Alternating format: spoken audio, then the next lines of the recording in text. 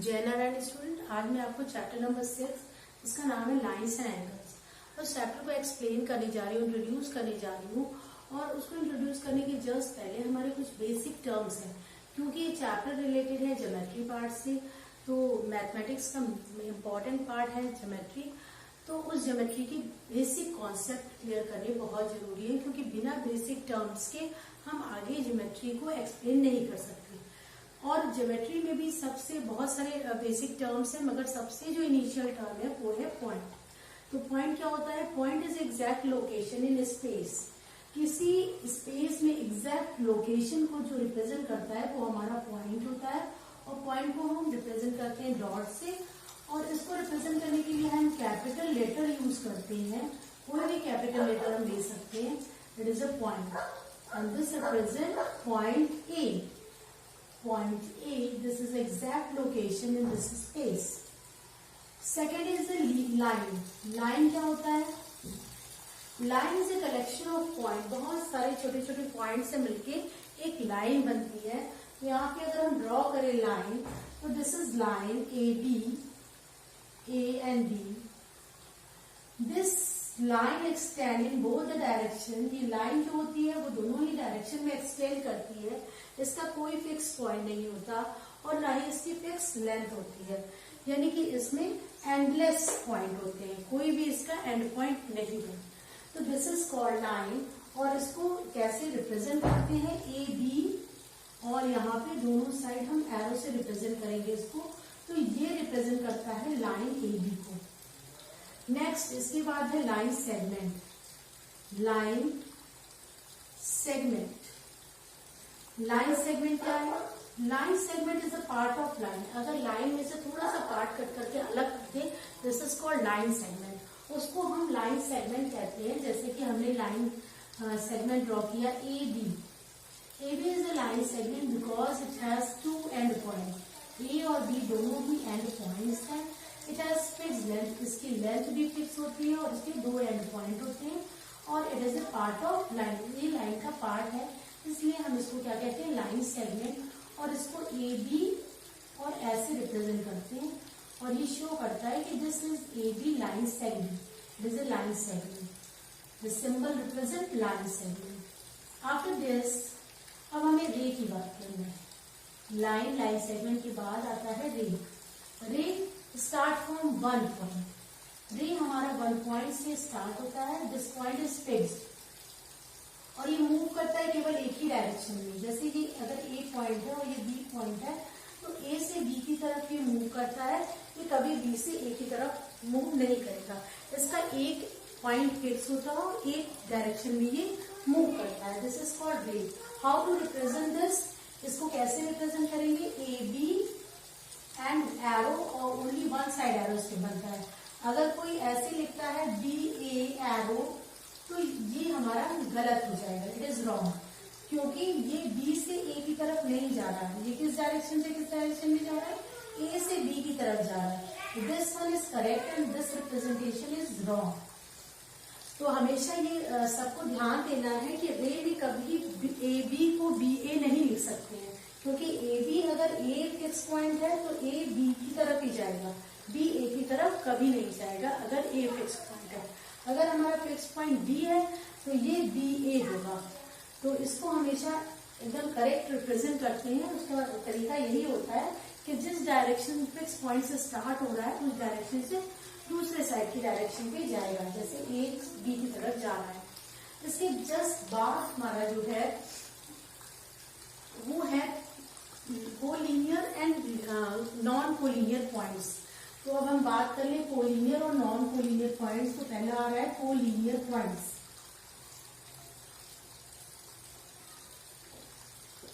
तो collinear points क्या होते हैं? कोलिनियर पॉइंट्स वैसे पॉइंट्स होते हैं जो एक ही लाइन में लाई करते हैं, एक स्ट्रेट लाइन में जो लाई करते हैं पॉइंट, उनको हम बोलते हैं कोलिनियर पॉइंट। जैसे 1 2 3 4 A B C D, all are collinear points, क्योंकि सारे ही पॉइंट हमारे दिख रहे हैं कि एक ही लाइन पे लाई कर रहे हैं।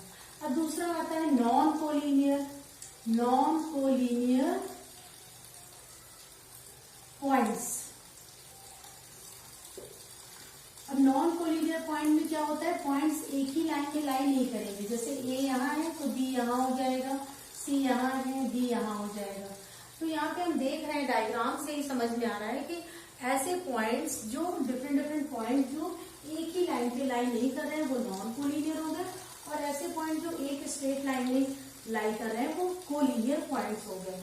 इसके बाद जस्ट कुछ एक दो क्वेश्चंस होते हैं, जैसे कि how many lines passes in one point, कितनी लाइंस होती हैं पास एक पॉइंट से। जैसे कि हमने ड्रॉ किया, इनफाइनाइटली मेनी लाइंस एक पॉइंट से पास करती है।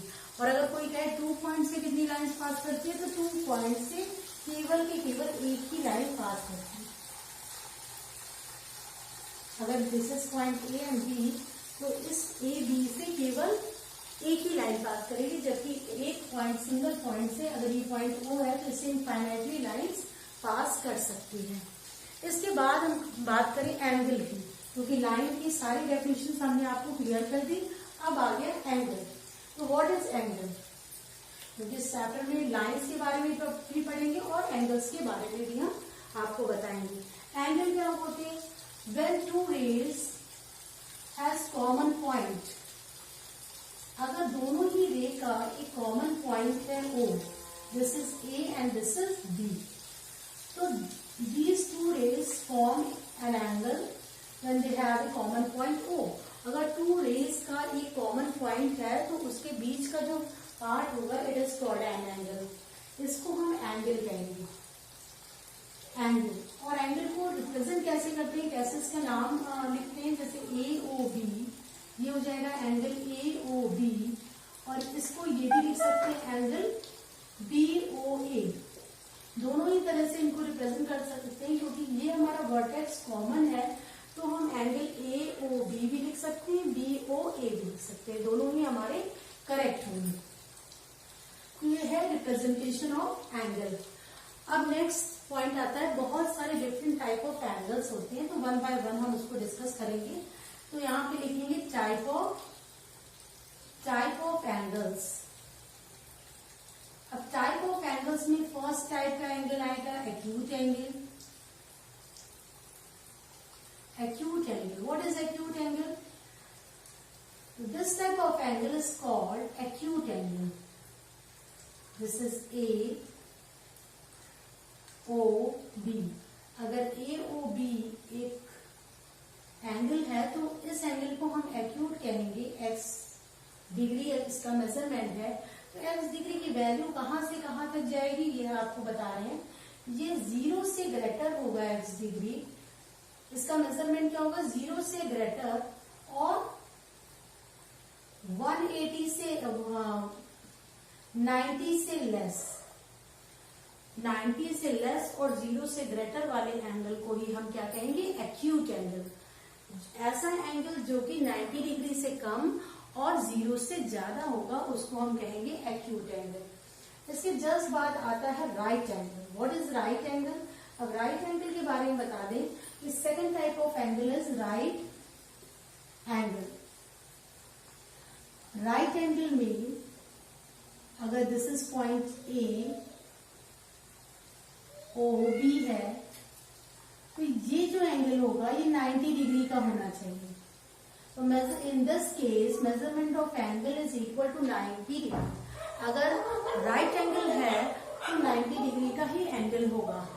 तो यहाँ पे angle A O B 90 degree का है, तो हम इसको कहेंगे right angle. And then third आता है obtuse angle. Obtuse angle, what is obtuse angle?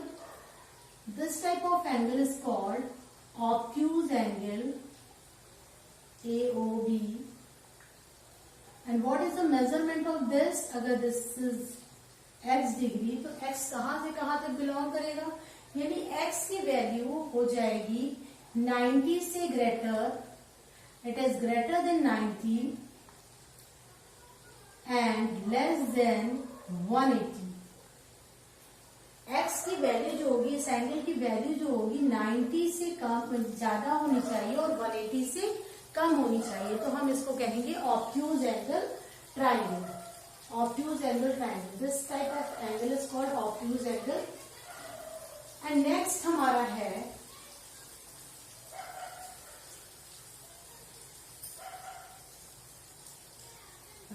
straight angle.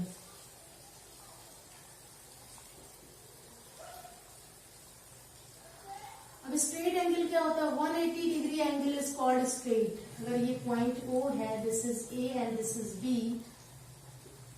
तो ये यहां से यहां तक 180 डिग्री है and this is called straight angle. तो स्ट्रेट एंगल हमारा इस तरीके से फॉर्म होता है. यहाँ पे दोनों रे आपस में अपोजिट साइड्स पे होती हैं और ये हमारा यहाँ से यहाँ तक पूरा 180 डिग्री एंगल बनता है और 180 degree angle is called straight angle. इसके बाद है रिफ्लेक्स एंगल. तो रिफ्लेक्स एंगल क्या होता है? रिफ्लेक्स एंगल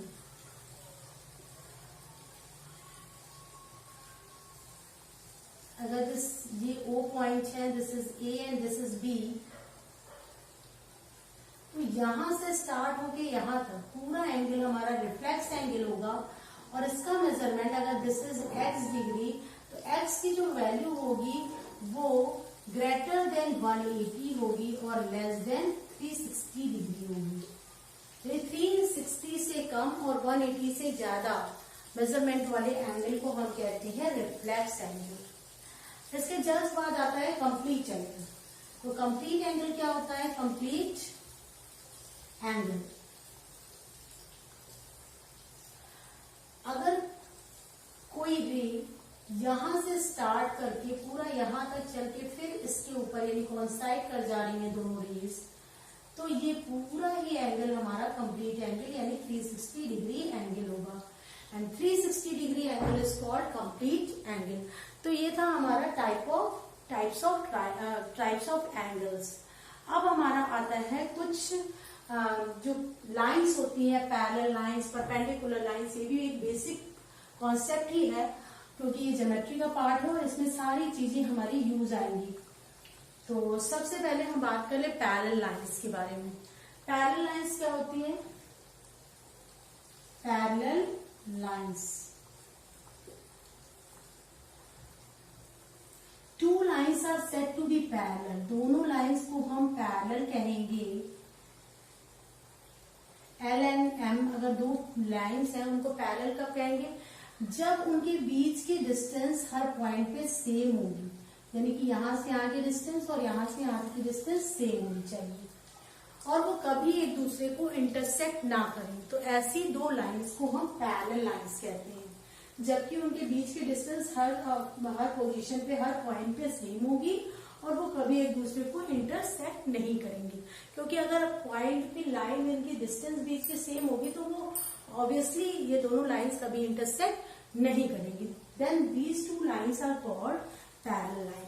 इसके बाद बात आती है इंटरसेक्टिंग लाइंस. Intersecting lines. अब इंटरसेक्टिंग लाइंस क्या होती है? जब ये टू लाइंस एक दूसरे को कट करती हैं, जैसे लाइन L है and this is L and this is M. ये दो लाइंस हैं वो एक दूसरे को एक पॉइंट O पे कट कर रही हैं. तो ये दोनों ही लाइन को हम बोलेंगे इंटरसेक्टिंग लाइंस. अब इंटरसेक्टिंग लाइंस इस कंडीशन पे है.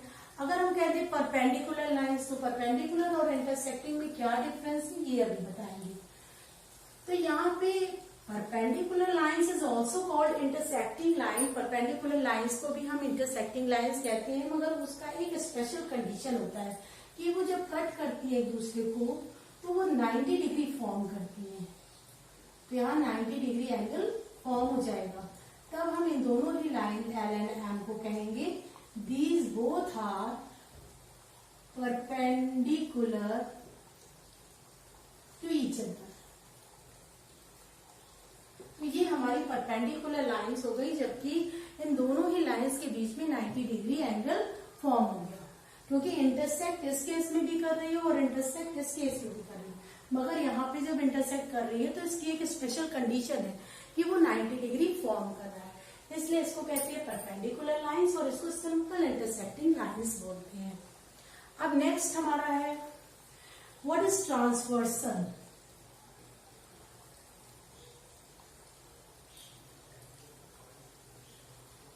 ट्रांसवर्सल लाइन क्या होती है?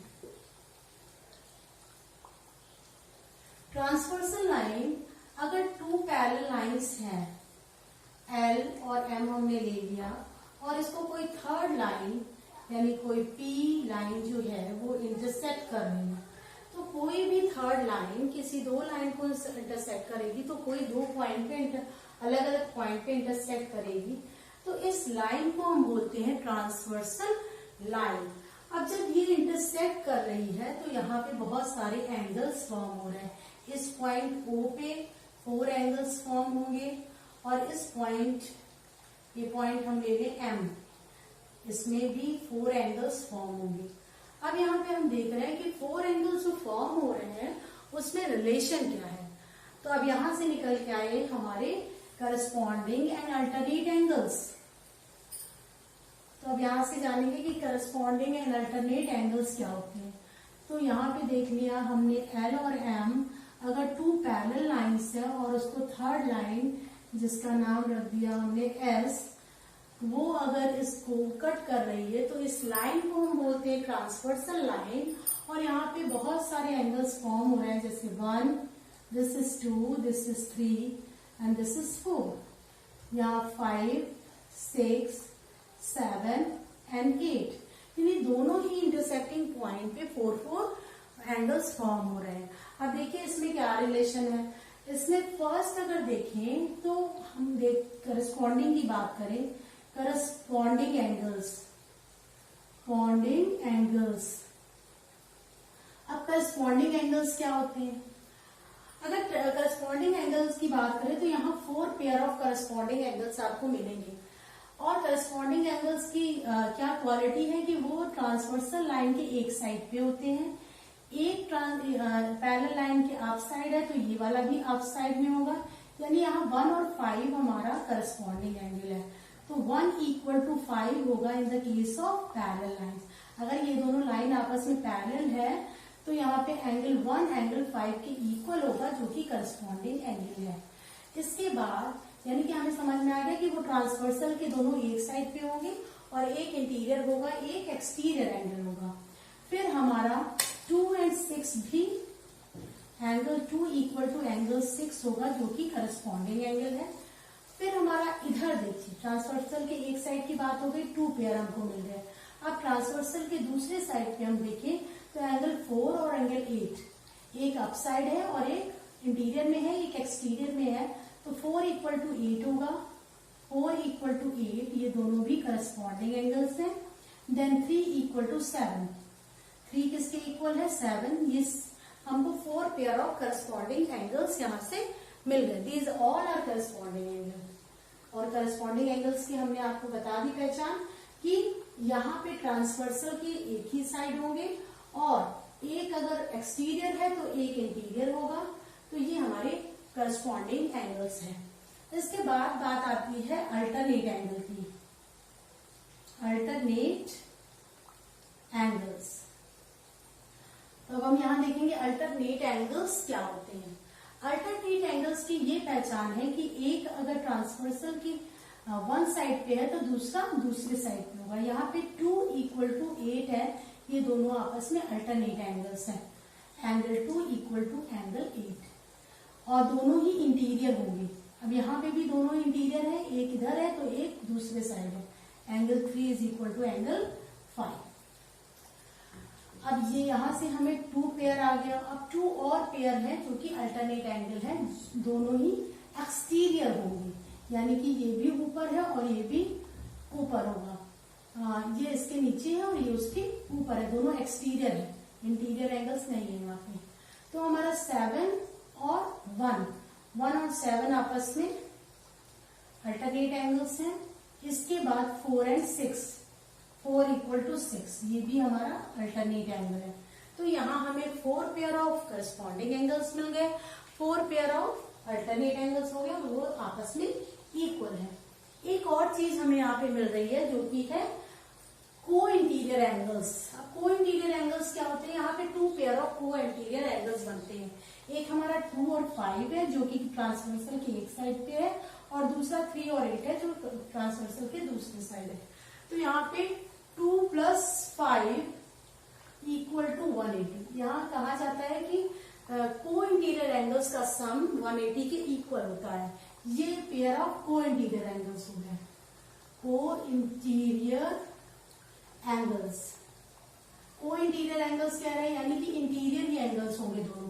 यहाँ पे 2 और 5 दोनों ही इंटीरियर एंगल्स हैं। यहाँ 8 और 3 दोनों ही इंटीरियर एंगल्स हैं। तो 3 + 8 भी हमारा किसके इक्वल होगा? 180 डिग्री के इक्वल होगा। तो ये हमारे हो गए को इंटीरियर एंगल्स। तो यहाँ पे हमने बात कर ली करस्पॉन्डिंग एंगल्स की, पैरेलल लाइंस की, ट्रांसवर्सल की, अल्टरनेट एंगल्स की, को इंटीरियर एंगल्स की। और ये सारी ही चीजों का, ये बेसिक चीजें हैं और इन सारी ही चीजों का यूज जो है हम करेंगे थ्योरम्स प्रूव करने में और सॉल्व क्वेश्चंस को सॉल्व करने में। Thank you, have a nice day.